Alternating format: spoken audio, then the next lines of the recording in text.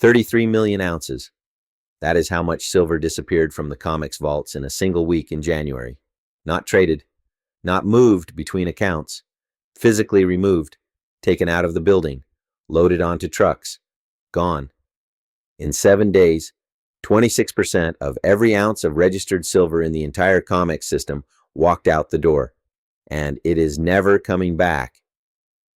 Let me put that number in context for you. The COMEX is the world's largest precious metals futures exchange. It is the system that sets the price of silver for the entire planet. Every number you see on your trading screen, every spot price quote, every futures contract, they all flow from this one exchange. And in January of this year, someone, or multiple someones, took delivery of 33.45 million ounces of physical silver in just 7 days. That is a 10 times increase over what a normal January looks like. Normal January deliveries range from 1 to 5 million ounces. This January hit 33 million in 1 week. The coverage ratio, which measures how much registered silver exists relative to the paper contracts claiming ownership of it, has now fallen to 13.2%. That is officially classified as stress territory. For every 100 ounces of paper silver traded on the COMEX, only 13 ounces of real metal exist to back those claims, and the paper leverage sits at 7.6 to 1. 7 different entities believe they own the same ounce of silver. Now here is the number that should keep you awake tonight. At the current rate of withdrawal, the COMEX registered silver inventory reaches complete exhaustion in approximately 145 trading days. That is not a prediction based on opinion. That is division. Current inventory divided by current withdrawal rate, 145 trading days, roughly 7 months from now. What happens when the COMEX runs out of silver? That question used to be theoretical. Something gold and silver analysts debated in forums and podcasts as a distant hypothetical. Today, with 13% coverage, 7.6 times leverage, and a depletion timeline measured in months, that question has moved from hypothetical to operational. And the answer to that question will determine whether silver stays at $73 or goes somewhere that most people have not even considered. The 33 million ounces that left the COMEX in January did not evaporate. It went somewhere. And where it went tells you everything about what is happening in this market. Here is what the data shows. During that single week of withdrawals, the registered silver category dropped by 18 million ounces. But the eligible category, which is silver stored in COMEX vaults but not available for delivery, stayed flat. That means the metal did not simply get reclassified from registered to eligible. It physically left the vault. It was loaded onto armored trucks and transported to destinations that are not publicly reported. Some of it went to London. COMEX silver has been flowing to London at extraordinary rates because the London market is even tighter than New York. London silver lease rates spiked to 35% in October. 35%. When the cost of borrowing silver reaches 35%, it means there is almost no silver available to borrow. Dealers are desperate. And when they are desperate, they pull metal from wherever they can get it, including New York. Some of it went to Shanghai. China's silver prices continue to trade at significant premiums above Western markets. That premium is a direct measure of physical scarcity. When buyers in Shanghai are willing to pay $5 to $8 more per ounce than the COMEX price, it tells you that the COMEX price does not reflect real-world supply and demand. It tells you the paper price is artificially low relative to the actual cost of acquiring physical metal.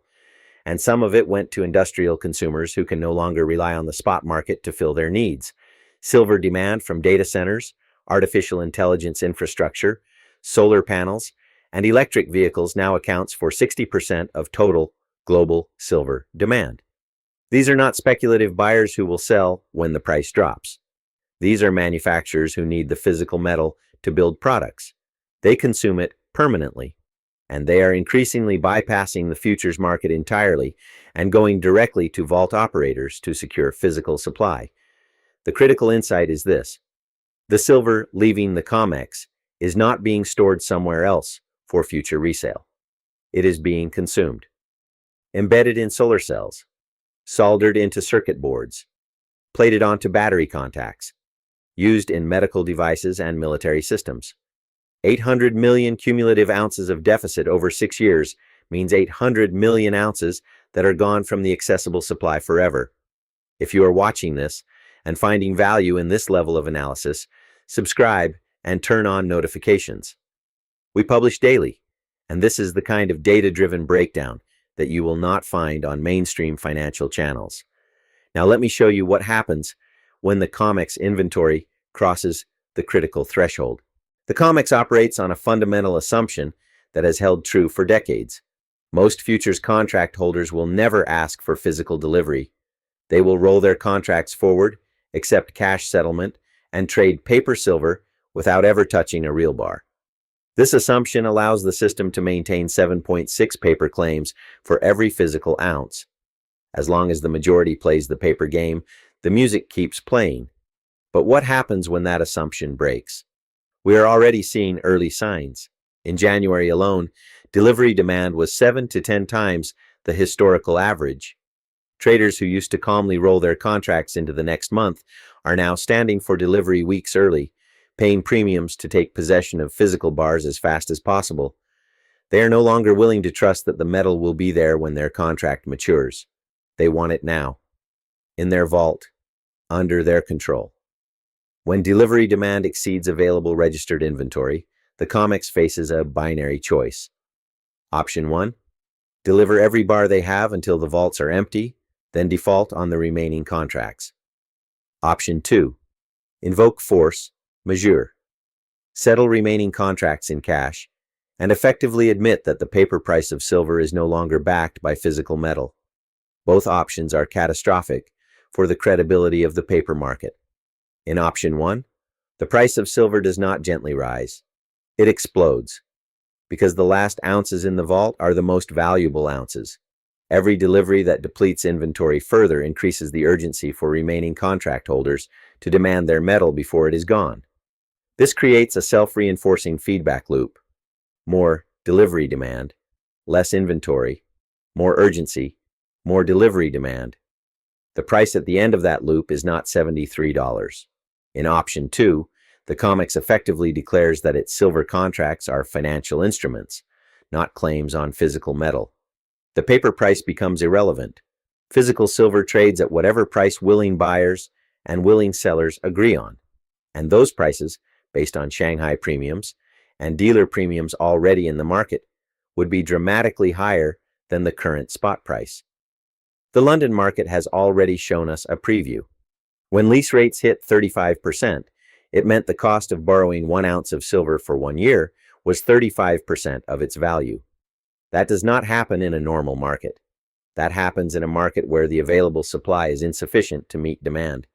The COMEX is approaching that same condition, but on a much larger scale. 44 silver trading firms in Rajkot, India, declared insolvency in January because they were caught short. They had sold silver they did not have, expecting to buy it back at lower prices. The price went the other way, and they could not source the physical metal to cover their positions. 44 firms, gone. That is what happens when paper meets physical in a depleting market. Now let me ask you this. Put your silver price target in the comments below. Where do you think silver goes when the COMEX crosses below 50 million ounces of registered inventory? I want to see your numbers.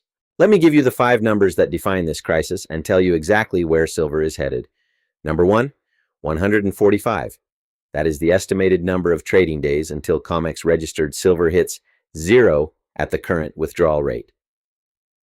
145 days. By the end of 2026, if the current pace continues, there will not be enough registered silver in the COMEX to deliver against a single standard futures contract. Number 2, 7.6. That is the paper to physical leverage ratio. 7.6 paper claims for every real ounce. In a normal commodity market, that ratio is close to 1. In the silver market, it is nearly 8.